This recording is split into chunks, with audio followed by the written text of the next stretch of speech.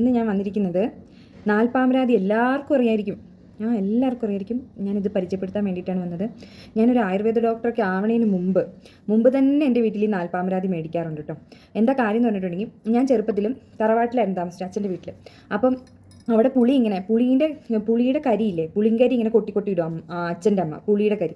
അപ്പോൾ എന്നെ അമ്മച്ചി ഇങ്ങനെ എണ്ണ തേപ്പിച്ച് നിർത്തിയേക്കുമായിരുന്നു. അപ്പോൾ ഞാൻ ആരോ എന്നെ പേടിപ്പിച്ച് ഇങ്ങനെ ഓടിച്ചു. അട്ടേനെ എനിക്കന്ന് ഭയങ്കര പേടിയായിരുന്നു. അപ്പോൾ അട്ട വന്നെ എന്ന് പറഞ്ഞ് പേടിപ്പിച്ച് ഓടിപ്പിച്ചപ്പോൾ ഞാൻ പോയിട്ട് ഇങ്ങനെ തിരിഞ്ഞു നോക്കി ഓടൂലേ, അട്ട വന്നുണ്ടോയെന്ന്. അപ്പോഴത്തേക്കും ഞാനിങ്ങനെ വീണ് പോയപ്പോൾ എൻ്റെ പുറം മുഴുവൻ ഈ പുളിന്തി ഇങ്ങനെ നമ്മൾ എണ്ണ തേച്ച് നിർത്തുമ്പോഴത്തേക്കും തീ പറ്റി എന്താ പറ്റണമെന്ന് പറഞ്ഞാൽ തീ ഇങ്ങനെ ഒട്ടി പിടിച്ചിരിക്കും. ഓരോരോ കുഴിയായി എന്ന് പറഞ്ഞാൽ ഈ പുളിന്തിയുടെ ഓരോരോ കുഴിയായി. അപ്പം തന്നെ അച്ഛൻ എന്നെ എടുത്തുകൊണ്ട് ആ എണ്ണ തേപ്പിച്ച കോലത്തിൽ തന്നെ എടുത്തുകൊണ്ട് ഒരു വൈദ്യൻ്റെ അടുത്തോട്ട് ഓടി. എന്നിട്ട് ആ വൈദ്യൻ കൊടുത്ത എണ്ണയാണ് ഈ നാൽപ്പാമരാതി. അന്ന് ഇതിനെക്കുറിച്ച് വലിയ ഇതൊന്നും അറിയില്ല. ആ വൈദ്യൻ ഇങ്ങനെ എഴുതിയായിരുന്നു, അത്തി പേരാൽ അരയാൽ എന്നൊക്കെ പറഞ്ഞിട്ട് അങ്ങനെ ഒരു എണ്ണാണ് എഴുതിയിരുന്നത്, അല്ലാതെ നാൽപ്പാമരാതി എന്ന് കറക്റ്റായിട്ടല്ല എഴുതിയിരുന്നത്.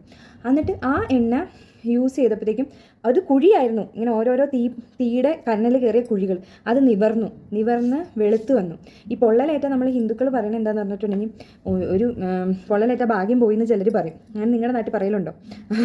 അപ്പോൾ പക്ഷേ എൻ്റെ ഭാഗ്യം പോയി കാണും. എനിക്കിതിൽ കൂടുതൽ ഭാഗ്യം കിട്ടേണ്ടായിരുന്നിരിക്കണം. ഇപ്പോൾ ഭാഗ്യം പകുതിയായി കുറഞ്ഞിരിക്കണം. അപ്പം അതിൻ്റെ റിമൈനിങ് കുറച്ച് സ്ഥലങ്ങളിലൊക്കെ പാടുകളുണ്ട് കേട്ടോ. ഇവിടെ ഉണ്ട് പാട്, പക്ഷേ അതൊരു കുഴിയായിരുന്നു എന്ന് ഓർക്കണം. ആ കുഴി മാഞ്ഞ് പാട് മാത്രമായി, അത് കുഴപ്പമില്ലാത്തൊരു പാടായി. അപ്പോൾ അത്രയും മാറ്റാനുള്ള കഴിവ് ഈ നാൽപ്പാമരാതിക്കുണ്ട്. അപ്പം പിന്നെ ഇത് പഠിച്ചു തുടങ്ങിയപ്പോൾ ഞാൻ ആയുർവേദമൊക്കെ ആണല്ലോ, അപ്പോൾ ഞാൻ ഇത് നാൽപ്പാമരാതിയിൽ എന്തൊക്കെ അടങ്ങിയിരിക്കണം എന്നൊക്കെ ഞാൻ പഠിച്ചു. അത്തി പേരാലരയാൽ ഒക്കെ അടങ്ങിയിട്ടുണ്ട്. അത് മാത്രമല്ല, ഇതിനകത്ത് ടർമറിക്, മഞ്ഞളും അടങ്ങിയിട്ടുണ്ട്. അപ്പോൾ അതുകൊണ്ട് ആണുങ്ങൾ ഉപയോഗിക്കരുത്. എന്ന് പറഞ്ഞാൽ ആണുങ്ങൾ കുഞ്ഞു പിള്ളേർ ഉപയോഗിച്ച് രോമം വരാനൊക്കെ ബുദ്ധിമുട്ടായിരിക്കും. മുഖത്തൊക്കെ പറ്റിയിട്ടുണ്ടെങ്കിലൊക്കെ മീശയും താടിയൊക്കെ വരണ ഒരു കാലത്ത് മീശയും താടിയും വരാൻ ബുദ്ധിമുട്ടായിരിക്കും. പെൺകുട്ടികൾക്ക് ഉപയോഗിക്കാം. അപ്പോൾ ആവശ്യത്തിലധികം രോമമുള്ളവരൊക്കെ ഉപയോഗിച്ചിട്ടുണ്ടെങ്കിൽ അത് പോയിക്കോളും. കാരണം ഇതിൽ മഞ്ഞൾ അടങ്ങിയിട്ടുണ്ട്. ഇത് നല്ലതാണ്, കോംപ്ലക്ഷൻ ഇൻക്രീസ് ചെയ്യും.